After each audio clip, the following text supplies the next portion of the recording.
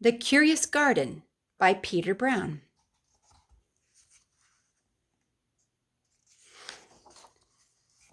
There once was a city without gardens or trees or greenery of any kind. Most people spent their time indoors. As you can imagine, it was a very dreary place. However, there was one boy who loved being outside. Even on drizzly days while everyone else stayed inside, you could always find Liam happily splashing through his neighborhood. It was on one such morning that Liam made several surprising discoveries. He was wandering around the old railway, as he did from time to time, when he stumbled upon a dark stairwell leading up to the tracks. The railway had stopped working ages ago, and since Liam had always wanted to explore the tracks, there was only one thing for the curious boy to do. Liam ran up the stairs, pushed open the door, and stepped out onto the railway. The first thing he saw was a lonely patch of color. Wildflowers and plants were the last thing he had expected to find up there, but when he took a closer look, it became clear that the plants were dying. They needed a gardener.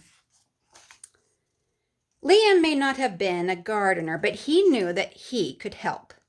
So he returned to the railway the very next day and got to work.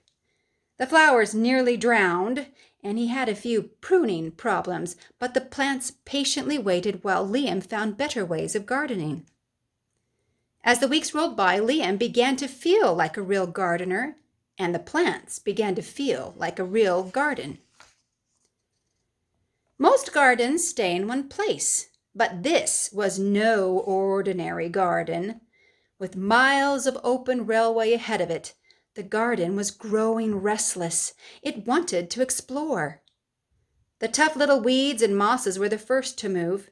They popped up farther and farther down the tracks and were closely followed by the more delicate plants. Over the next few months, Liam and the Curious Garden explored every corner of the railway.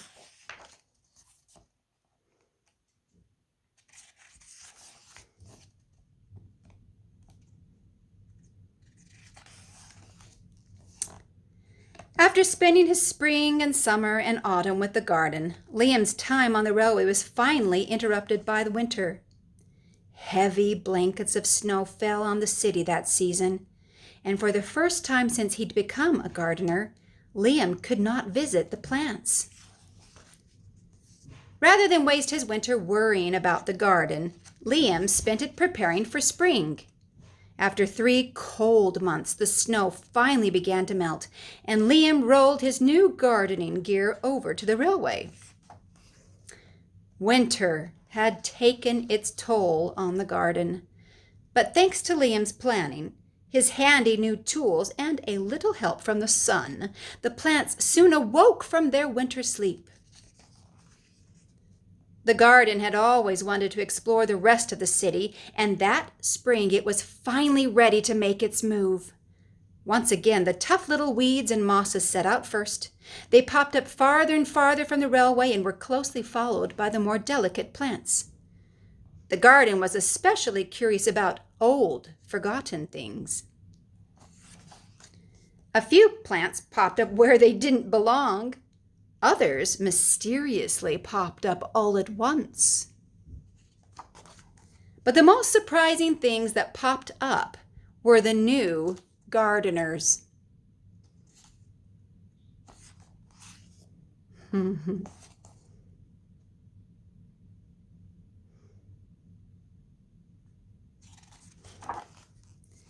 Many years later, the entire city had blossomed. But of all the new gardens, Liam's favorite was where it all began.